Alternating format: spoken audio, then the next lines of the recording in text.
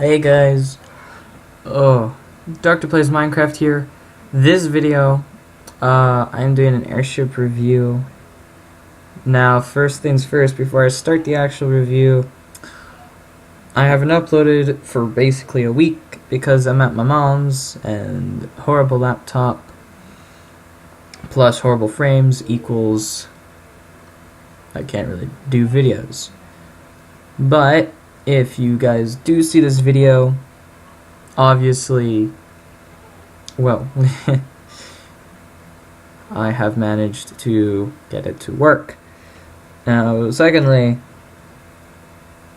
I sound sick. I could possibly be sick, but I horribly doubt it. And I just feel like crap. So hopefully tomorrow I will feel a whole lot better, but I don't know. Anyway, let's get on to the actual review now that I'm already a minute in.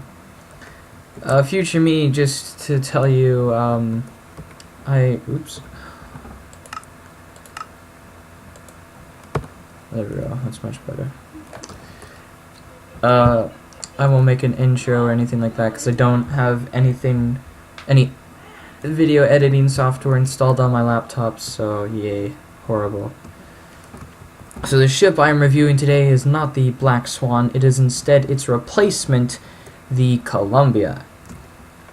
Now this, oh my god, slash toggle downfall, there we go. So this ship replaces the Black Swan and the Daedalus class line of ships. Now, this is for a few reasons. The Daedalus class ships are prototypes. They're just experimenting with armor and weapons. And the Black Swan is the probably last ship in the line of Daedalus class of ships. Ow. Oh, what's going on? My head hurts. In terms of armor, the Daedalus class ships are kind of horrible, mainly because, as you can see, there are an extreme amount of weak points pretty much everywhere. The armor coverage thickness is not that great, and basically the new Columbia class takes everything that the Daedalus class did wrong and fixes it. Now the armor goes from basically the whole side, although now it is 1 to 2 blocks thick. It also has the new updated endstone armor.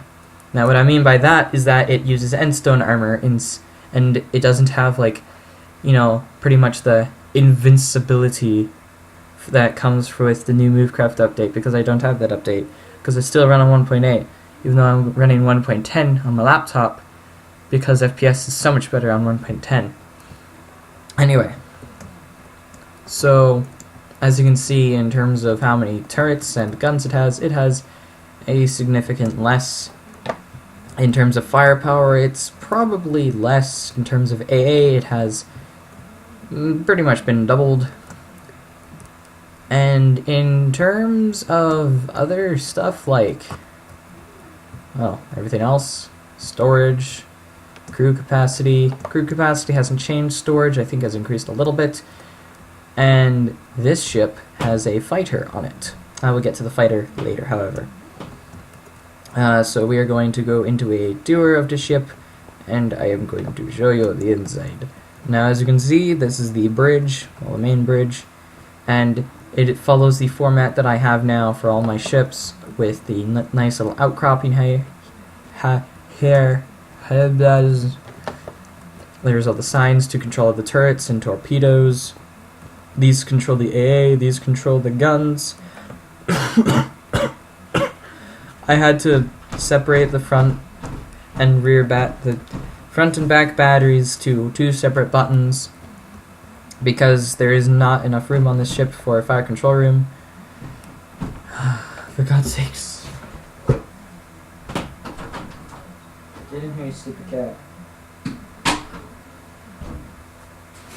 Ugh. Stupid cat. Yeah, so that's it for the bridge. We're gonna go down here. Here is just the broadside cannon room on either side. It's kind of mandatory on some of my designs. We are gonna go front first. I don't know why that's missing. Now here we have food storage and some armor there. Here we have crew quarters. As you can see, crew quarters is quite cramped. That is to increase the amount of wool in the ship. Here we have the navigation bridge. Really the only thing that's in here is A, and that's just so that, you know, an air skiff or something that is unarmored gets in front and decides to fire a few torps in. Now over here we have crew quarters again. It's pretty much the same. And then over here we have the, I guess it's the galley. I'm not entirely sure what it's actually called. But this is where the crew go to eat.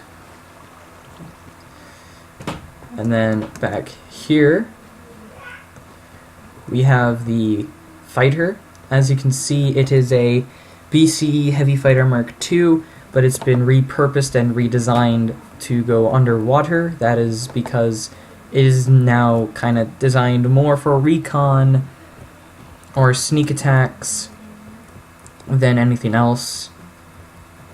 And yeah, but mechanically, weaponry wise, the ship didn't really change at all. Now here we have the main storage where we would put the spare parts or, you know, tools, other important stuff, and then we have the engines or boilers or whatever. And then up here we have the captain's quarters. As you can see, there's a little desk, a bed, there's a light, and there's a nice little view of the front of the barrel of the rear cannon. Now we are going to go to the outside of the ship and see how the Black Swan does against this ship's turrets. Now we are going to rotate that gun, and we are going to fire.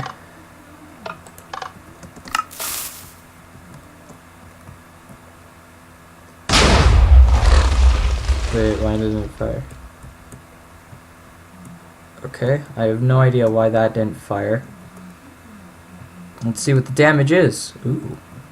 Well, as you can see, the turret has been destroyed, and the broadside area here has been destroyed. Wiring has been cut on the top here. And there's a nice big hole in the deck now. So we are going to go a little higher, because I don't think, yeah, no, the torpedoes won't reach that.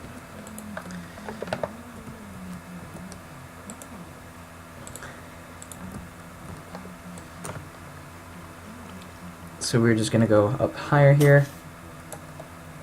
There we go. And now we're going to rotate that. Fire, fire. Oh. And there's a torpedo going straight for crew quarters, if I'm not mistaken. Come on. There we go. Ooh! Well, it went through the armor and didn't actually do a whole lot of damage. Yeah, so this was the Columbia. I hope you guys have enjoyed this nice little video. If you have, click the like button. Also click that subscribe button if you haven't yet. And yeah, I will see you guys in the next video. Bye!